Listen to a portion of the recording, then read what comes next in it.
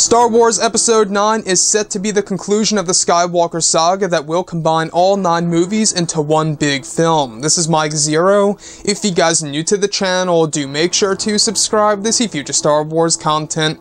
Now, we do know one thing for certain is that J.J. Abrams and Chris Terrio will be using a lot of prequel trilogy and original trilogy content and continuity and placing that into Star Wars Episode 9.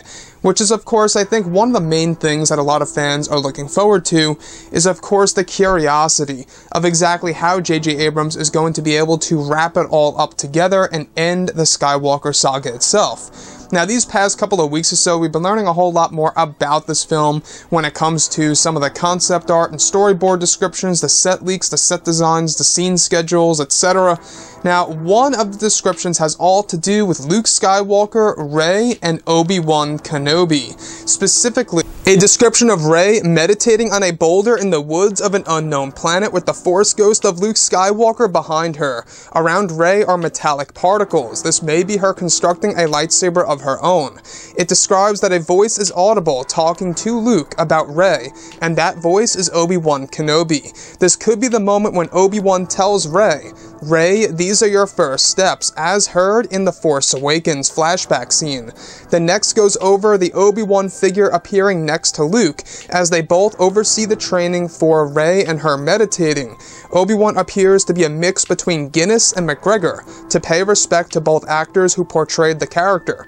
The last goes over both Luke and Obi-Wan sitting on a stone wall, with Rey in front of them discussing matters. Now, what's really interesting to me is the first thing that popped into my head is that this seems like a parallel of the hut scene in The Empire Strikes Back when we are inside of Yoda's home, where we hear Obi-Wan Kenobi's voice talking to Yoda and to actually teach Luke Skywalker and convince him that Luke isn't just, isn't like just old enough to become a Jedi. He is able to do this even at his own age. So the first thing that popped into my head, it seems like a parallel to that between both Obi-Wan, Yoda, and Luke, whereas now it's Obi-Wan talking to Luke, and Luke is like the Yoda figure, and Rey is like the young Luke figure in this sequence. So with that being said, we've been hearing about Obi-Wan's involvement in Episode 9, quite possibly J.J. Abrams and Chris Terrio. We've also heard about this from the Weekly Planet months ago, that Disney was of course toying around with the idea of including Anakin and Obi-Wan Kenobi Force ghosts in this film that would serve greatly to the overall plot of this movie. And what better way to do this than to have Obi-Wan interact with the Force ghost of Luke Skywalker himself, and of course Rey in the mortal world. Now, one thing that I'm truly looking forward to is of course Rey's new lightsaber in this film. That's one thing that a lot of people are trying to figure out, because on set over in Jordan not too long ago, Daisy Ridley actually had one of these single blade blue hilts, alright, one of the blue lightsaber blades that she was using on set. And that does raise a question. Is that the Skywalker lightsaber, or is it just a brand new one that's not even connected to the Skywalkers at all? So that's a huge question for sure.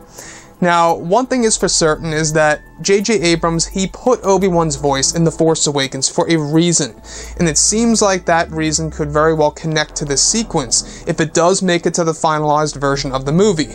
Now, I don't know about you guys, but a mixture between Alec and, of course, Ewan, I'm not quite sure how I would feel about that if Obi-Wan is to be a different Obi-Wan that we have never seen before on film, a mixture between both old and young. I'm not quite sure how I really feel about that. I mean, nonetheless, if they were going to make an Obi-Wan Kenobi movie, that was the plan anyway, to make Ewan McGregor a little bit more older and have more gray hair and wrinkles and appear more like the Alec Guinness figure. So they were going to do this anyway if they were to actually do that Obi-Wan movie and/or TV series, which, by the way, it's still rumored to be on the table right now. We'll have to wait and see.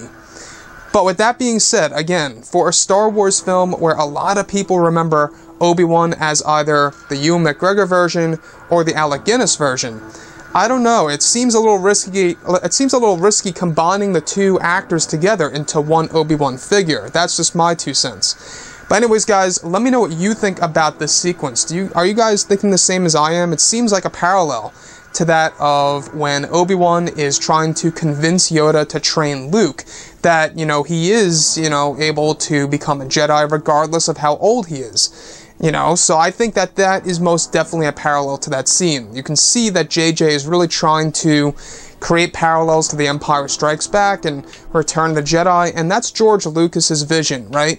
It's, of course, poetry. It's like poetry, it rhymes. That's the whole format of Star Wars, and personally, I love it as long as it doesn't go too overboard where it's just flat-out copying, you know, certain elements of past films. And the only problem that I had in The Force Awakens was that we got a trench run in Starkiller Base. That to me was a little overboard.